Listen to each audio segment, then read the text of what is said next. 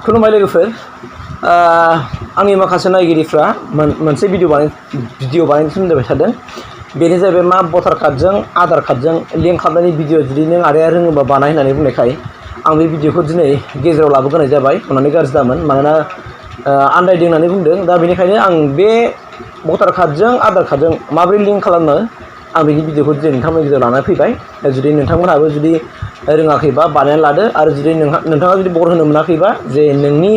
न'खरनि थानाय बिमा बिफा बिदा फंबाय बिबाजै गासैनिबो माने नोंनो भटार कार्डजों आधार कार्डजों लिंक खालामनानै होदो आरो माने जायहा एन्ड्रइड फन दं मानोना बेखौ लिंक खालामनो थाखाय जों रावबो फैसा गारनाङा नङाबा नोङो 30 थाखा 50 थाखा नोङो मार्केटाव लागोन बे लिंक खालामनायावनो 30 थाखा लागोन मथामथि मेक्सिमाम 30 थाखा लाखागोन बिसोरो स' जों मानो फैसा गारनो नङा होमबा नोंहा नों मानि नोङो फैसा रिसार्ज सोखायो मबाइलाव 300 400 299 नङा होमबा बिदि रिसार्ज सोखायो स' बेनिखायनो बे भटार कार्डजों आधार कार्डजों माबोरै लिंक खालामनो आं बेनि भिडिअखौ आं दिनै नोंथांमोननो स्टेप बाय स्टेप खालामना होनोसै बेखौ लिंक खालामनो थाखाय नोंसोर टटेलि फैसा गारनो नाङा अबा कम्पिउटार दखानाव थांनो नाङा माना बे एन्ड्रइड फनजों जाखायोखा एन्ड्रइड फनजों बिराद मोजां बानायबानो जाबाय आं नोंसोरनो स्टेप बाय स्टेप खिथाखागोन स' नोंसोरो भिडिअखौ एकदमबारे मोजाङै नायनानै खालामदो आरो नै मोनसे खोथा खिन्थु बेनि थाखाय नोङो मोनसे एप डाउनलड खालामनांगौ बेनो जाहैबाय मा भटार हेल्पलाइन बे जाहैबाय मा प्ले स्ट'राव दङ दै बे भटार हेल्पलाइनखौ नोंसोर डाउनलड खालामनांगोन ओमफ्राय मोनसे खोथा आं बुंखाबावनोसै जुदि नोंनि बे भिडिअआ नैबे खनायावहाय दे नैबे खनाजों नाय बे आगदाजों खनायावहाय बे आगदाजों खनायाव मा थायो सेटिं थायोना बे सेटिंआव क्लिक खालामनानै भिडिअ रिजलिउसना नोंना मा जानांगौ बेखौ नायदो नङाबा क्लियार नुनाय नङा भिडिअ रिजलिउसनखौ 480 होनानै नाय नङाबा 720 होनानै नाय होमबा नों थख' थख' नुगोन आरो मबाइलखौ लेन्डस्केप खालाम माने पर्ट्रेट जानाय आरो ना लेन्डस्केप खालामनानै नाय होमबा क्लियारै नुगोन आं मारै फोरोंदों बेखौ थख' थख' स' फैदो अब्ला आं नोंसोरनो दिनै स्टेप बाय स्टेप आं मबाइल स्क्रिनाव लानानै थांसै अब्ला आं मबाइल एपआव थांनोसै मबाइल एपआव हाबनानै भटार हेल्पलाइन्स एपआव क्लिक खालामनांगोन नोंसोरो आंहा इनस्टल खालामनाय दंखायो आं खालामबाय बेनिफ्राय बेवहाय मोनसे अपसन फैगोन भटार रेजिस्ट्रेसन बाहाय क्लिक खालामदो आं क्लिक खालामबाय बिनि उनाव गाहायाव फैदों इलेक्ट'रेल अथेन्टिकेसन फर्म 6B होननाय बाहाय क्लिक खालामदो बेनिफ्राय लेट स्टार्ट बाहाय क्लिक खालामबानो जाबाय लेट स्टार्टआव क्लिक खालामदो बेनिफ्राय मबाइल नाम्बार होदो नोंनि मबाइल नाम्बारखौ होनांगोन मानोना बे मबाइल नाम्बाराव OTP थांगोन आं होबाय सेन्ड OTP आव क्लिक खालामदो सेन्ड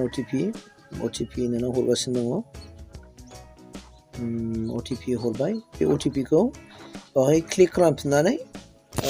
मा खालामनांगोन नोङो OTP खौ बाव होदो आं OTP खौ थुनोसै दे 367142 अके आङो बेखौ बुनानै भेरिफाइआव क्लिक खालामबानो जाबाय आरो भेरिफाइ क्लिक खालामबाय बेनि उनावहाय आइ हेभ भटार आइडि नाम्बार नोंहा दङबा येसआव होखादो आरो गैयाबा नो होदो आंना दंखायो नालाय आं येसआव होबाय आरो नेक्स्टआव आङो क्लिक खालामबाय आरो जुदि गैयाबासो अके बाहाय दाना नोंनि भटार आइडि नाम्बारखौ होदो नोंना मा नाम्बार बेखौ JJP बेनि उनाव स्टेट सेलेक्ट खालामदो आसाम बेनि उनाव फेन्स डिटेलाव क्लिक खालामदो बेनि उनाव गाहायाव अपसन गारसिगोन गोरलैथार थारमाने प्रसिड दंना बे प्रसिडआव क्लिक खालामदो गाहायाव दाना नों दा डिटेल्स नायदो थिगखाबा नेक्स्ट होदो बिनि उनाव थिग ओंखारखाबाय दाना आधार डिटेल्स होनदों बाहाय नोंनि आधार नाम्बारखौ बावहाय होबानो जाबाय आधार नाम्बारखौ आङो बुबाय बे आंनि आधार नाम्बार बेनि उनाव मबाइल नाम्बार आं बुबाय मबाइल नाम्बार होदो इमेल एड्रेस दंबा होदो गैयाबा होआबाबो जायो इमेल एड्रेसा होदो बेनि उनावहाय प्लेस अफ एप्लिकेसन नों बबेनिफ्राय हरदों लकेसनखौ होदो नोंनि जायगाखौ बबेनिफ्राय नों एप्लाइ खालामदों आं लिरबाय आंनि जायगाखौहाय अके जाबाय दाना डानआव क्लिक खालामबानो जाबाय डानआव क्लिक खालामदो बेनि उनावहाय नोङो स्क्रल आप खालामलांदो दे गोजौजों नारखोलांदो गाहायाव अपसन दं नालाय गोजौजों आं नारखोलांसै होमबा बेनि उनाव गाहायाव मा ओंखार कनफार्म दङ बे कनफार्माव नोङो क्लिक खालामदो होमबानो नोंनि खामानिया टटेलि जोब्बाय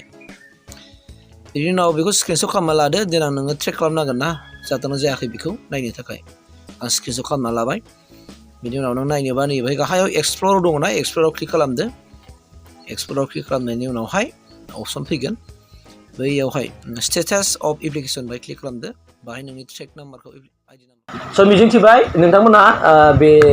भटार कार्डजों आधार कार्डखौ माबोरै लिंक खालामो निस्सय रोंबाय आं मिजिंथिबाय नोंथांमोना रोंबाय होननानै बिदिनो जुदि नोंथाङाबो नोंनि आंगो लोगोखौ जुदि खालामनो गोसो दङबा बेबायदिनो खालामनो थिनोबा भिडिअखौ बे लोगोनो शेयार खालामना हरबानो जाबाय वाट्सएपआव अब्ला बेबो बे भिडिअखौ नायनानै गावनि न'खराव थानाय सोद्रोमाफोरनि